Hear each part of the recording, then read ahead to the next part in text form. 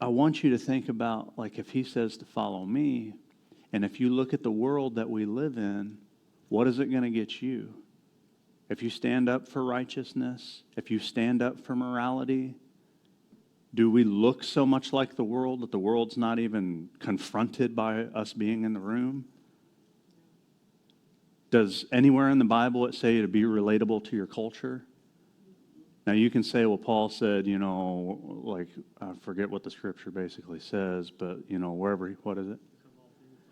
Yeah, become all things to all men. I promise you, he's not having sex with dudes because there's dudes having sex with dudes. Like, that ain't what he's saying.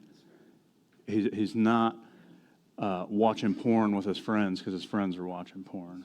He's not sitting around getting drunk because everybody else is getting drunk. See, Jesus living the way he lived was an affront to the culture around him.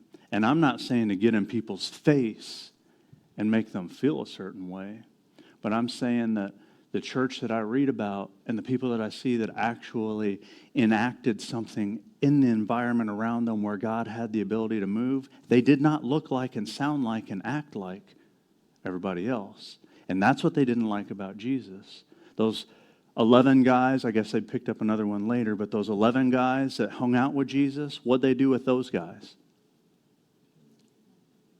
Same thing they did with the other guy, because they didn't like what he had to say. They had to say. And you know what they didn't like about what those 12 guys had to say? He said the same thing, or they said the same thing that he said. So I'll ask you real quick to take an inventory in your life. Are you saying what Jesus says, and do people like it, or do they not like it?